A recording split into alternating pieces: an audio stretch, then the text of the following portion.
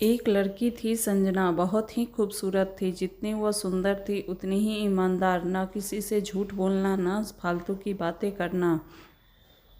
संजना की क्लास में एक लड़का था जो मन ही मन उससे बहुत प्यार करता था।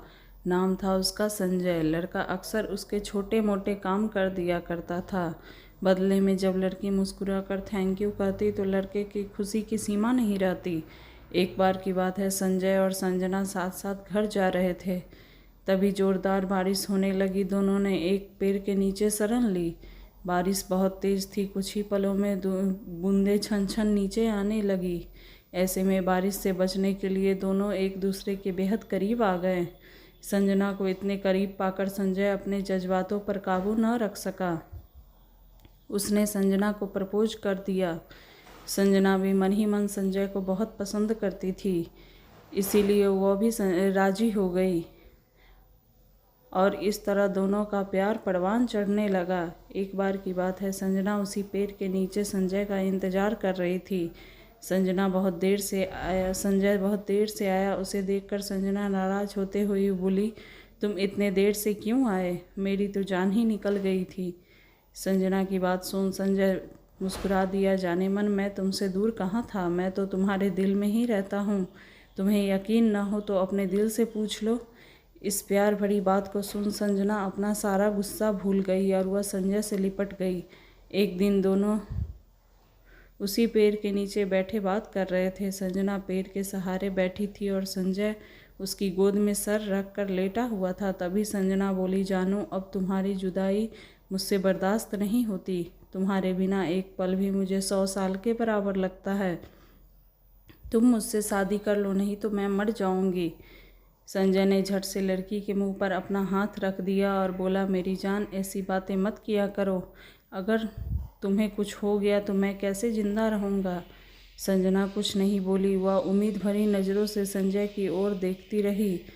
संजय ने अपनी बात आगे बढ़ाई, तुम चिंता मत करो, मैं जल्द ही अपने घर वालों से बात करूँगा। धीरे धीरे काफ़ी समय बीत गया। एक दिन की बात है, दोनों लोग उसी पेड़ के नीचे बैठे हुए थे। उस वक्त संजय का चेहरा उतरा हुआ था। संजना के पूछने पर वह रुआंसा होकर बोला, जान मैंने अपने घर वालों को बहुत समझाया पर वे हमारी शादी के लिए तैयार नहीं हैं। उन्होंने मेरी शादी कहीं और तय कर दी। यह सुनकर संजना का कलेजा फट पड़ा। उसका मन हुआ कि वह जोर जोर से रोए, लेकिन उसने अपने जज्बात पर काबू पा लिया और बोली, जानू मैं तुमसे सच्चा प्यार किया है। मैं तुम्हें कभी नहीं भूल सकती। प्लीज़ मुझे माफ़ कर देना। संजय ने धीरे से बोला, वैसे अगर तुम चाहो तो हम लोग हमेशा अच्छे दोस्त रह सकते हैं। संजना यह सुनकर जार जार रोने लगी। संजय ने उसे बहुत समझाया पर संजना चाहकर भी अपने आप पर काबू नहीं रख पाई और वह रोते हुए अपने घर को चली गई। देखते ही देखते संजय की शादी का दिन आ गया। उसे यकीन था कि उसकी शादी में रंजना ज़रूर आएगी, पर ऐसा नहीं हुआ। हाँ, उसका भेजा हुआ एक गिफ्ट पैक उसे मिला। संजय ने कांपते हाथों से खोला।